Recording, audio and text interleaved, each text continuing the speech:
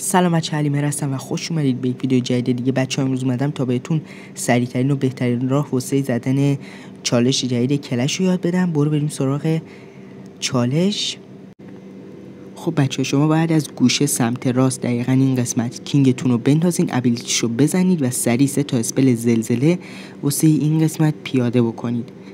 بعدش میاد یکم پایین تر و دقیقا توی این قسمت 2 تا اسپل زلزله دیگه میندازین و واسه این کنون خرکی ها 2 تا دونه دراگتون رو میندازین و بعدم واسه فعال کردن تله ها چند تا دونه بالون اونور میندازین. بعدش از این قسمت دقیقا از دورترین نقطه مینیونا رو میندازین که اینو بزنن و اسپل تلپورتتون رو انتخاب میکنید و کینگو تلپورت میکنید. بعد شما باید با استفاده از این اسپلتون ایش سویپرها و تانها رو کنترل بکنید و یه سوپر لاوا و الکترو رو میندازید واسه نیروهای این قسمت و 3 تا اسپل زلزله‌تون هم روی این قسمت پیاده میکنید. بعد اینکه استوریج طلا رو زد الکترومون، الکتروی دومم پیاده میکنید.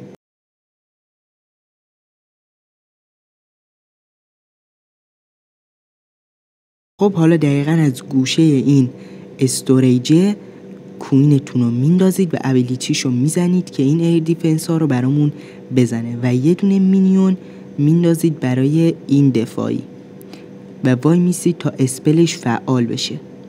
بعد از اینکه اسپلش فعال شد میره یه طرف دیگه و شما باید صبر کنید تا اون اسپل برداشته بشه. یه دونه بالون میندازید که تله‌های این قسمت رو فعال کنه و 2 تا دونه مینیونتون رو میندازید. حالا باید صبر کنید تا کوین این قسمت رو بزنه و بعدش با استفاده از واردن و ابیلیتیش نیروهای اون قسمت رو نابود کنیم. واردن رو میندازیم و ابیلیتیش رو میزنیم. خب از اینجا بعدش دیگه خورده اتک آسون میشه. از بالا شروع میکنیم، نیروهایی که برامون مونده رو میریزیم و کینگتون رو البته نگه دارید. کینگتون رو از این گوشه بفرستید بره.